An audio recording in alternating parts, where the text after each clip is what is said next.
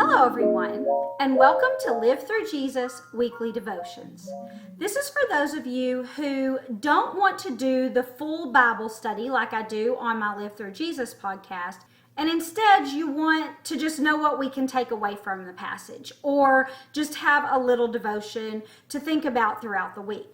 And normally I have a lot of scriptures to back up what I'm talking about, and it relates much more to the passage that we studied through the week. But this week, something just sparked my thought process, and it's just what I wanted to write about. And so as we were looking at the third chapter of Ruth, we saw Naomi and Ruth and Boaz all working together as a family. And each one of them kind of had their own role. And Naomi, as the mother with grown children, had her own role. And that made me think about, what is my role as a mom whose kids are grown now? And so I wanted to give an encouragement to all the young moms. Now, I remember all the joys and all the wonderful things and all the great things about the ages and the stages and all of that. And I've written about that multiple times, I think, and I think I'll write about that again, but that's not what I'm talking about today. Today, I want to talk to you about your struggles, and I want to encourage you in those. And so I want you to know that I remember what that felt like. I remember trying to shush a crying baby in public. I remember trying to keep my kids from being too loud so they didn't bother everybody else. I remember trying to occupy them in the doctor's office. I remember trying to keep them seated in a restaurant and keep them quiet in church and entertained in the car. I remember the trips to the grocery store when you only had like 5 things left to get and your kid completely melts down in the middle of the aisle and you're like, do I leave? Do I stay? What do I do here? Right? I remember this. I remember crying after my kids went to bed and thinking, I can't believe I yelled at them again today. I've got to do better.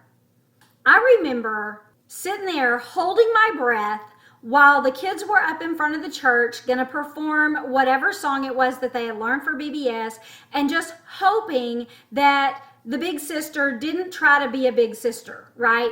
I was thinking, if she tells him where to stand or how to act, then he's going to turn around to her and tell her she's not his boss, and they're going to have a fight right there in the middle of church, right? I remember these things. And I remember having all those eyes on me. The eyes of the people whose kids were grown. And I remember thinking, is my baby's crying bothering them? Are my kids getting too loud? Are they looking at me right now thinking, get in control of your child? I'm wondering, are they judging me, or am I just judging myself? Do they not realize that I know all of these things, that I see the issue right now, and I wish I would have done something different, but I didn't, and now I'm in this predicament, and I'll try better later, but right now I don't know what to do, and I'm just doing my best? Do they see that? Like, people, please give me some grace. I'm trying here. I remember all of that, but I also remember all the people that helped me.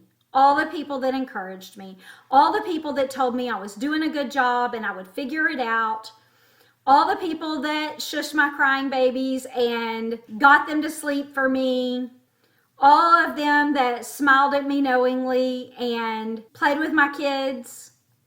I remember being in the car with my father-in-law when my husband was deployed and my little boy was crying, and I was sitting there thinking, he must be driving this man crazy. I wish I could get him to stop, but I don't know how.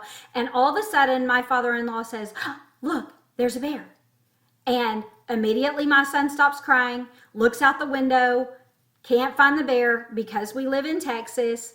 And they did this game all the rest of the way home. My son never cried again. This started a game with my father-in-law and my son that lasted for a year or so and helped me get a break every day. He would come, pick my daughter up for school, take her to school, and then come back and get my little boy, and they would go look for bears for a little while. I remember how much help that was to me. I remember whenever my daughter completely fell apart because her castle fell apart, and my brother looked at me and said, can I take this? And I'm like, yes, please. And he goes in there, helps her rebuild her castle, calms her frustrations, and then buys her Legos that Christmas because they don't fall down. And why are we going to have her melting down all the time when we can just solve this problem beforehand, right? I remember my cousin coming and getting my little boy whenever I was doing VBS so that I could teach without having him in my arms. And then me seeing my cousin a little bit later and saying, hey, where is he? And he says, oh, I got him to sleep. He's laying in a pallet in there with the ladies fixing the food. And I'm like, are you kidding me? This is wonderful. Thank you so much.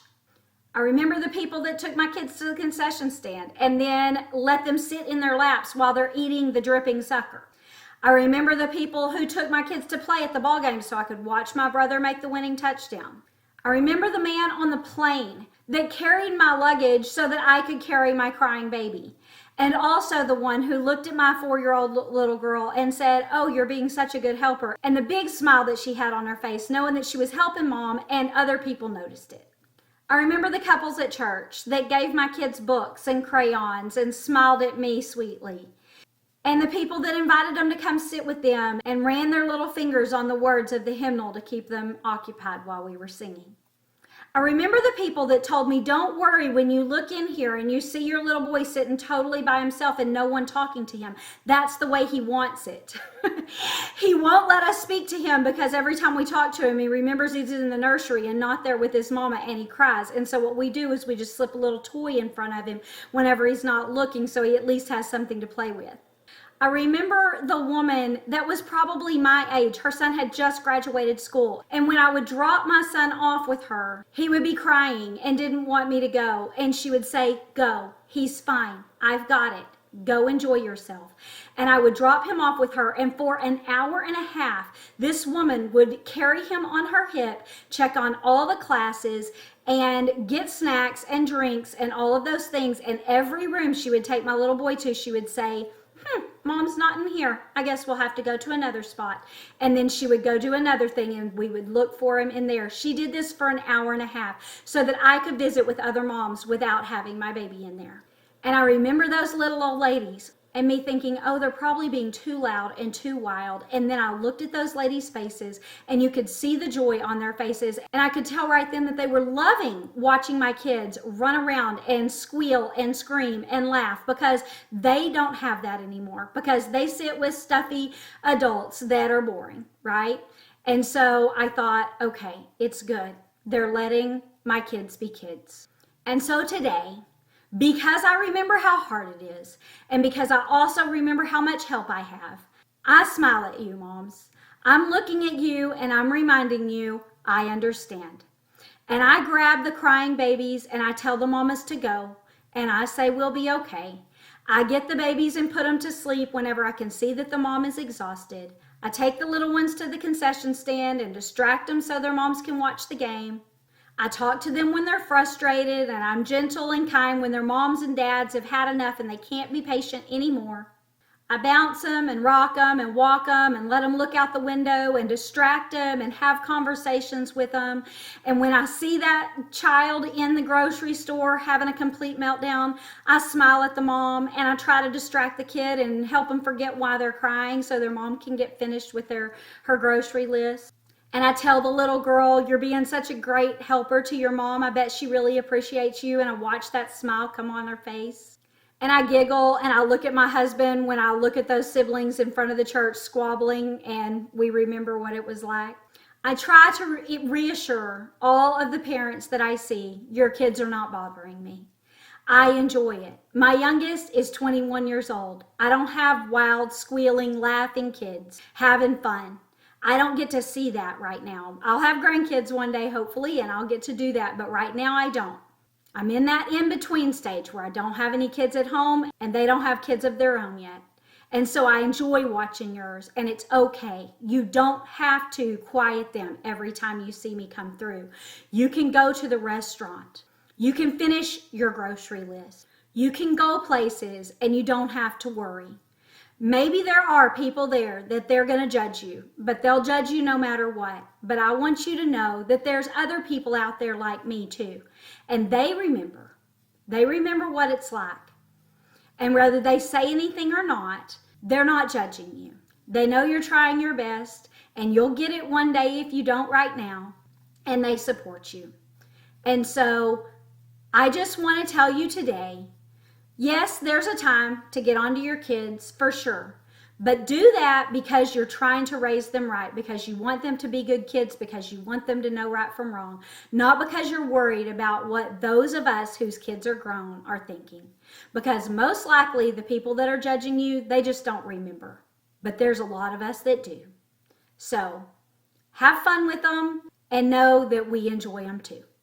So that's what I thought about this week whenever I was watching Naomi as the older mom and wondering, what is my role? And if you're a mom whose kids are grown, please try to remember and be kind and give them a little smile and let them know you remember. So that's all I have for today. If you do want to do a long Bible study, then you can go to Live Through Jesus and watch on YouTube or podcast there. Or you can go to livethroughjesus.substack.com. You can get the Bible studies there for $6 a month or $60 a year. Or you can subscribe for free and read the blog post, which is what I talked about here today. So I hope that this encouraged you today, and I'll see you back next week.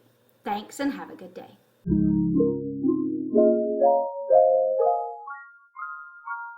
Thank you.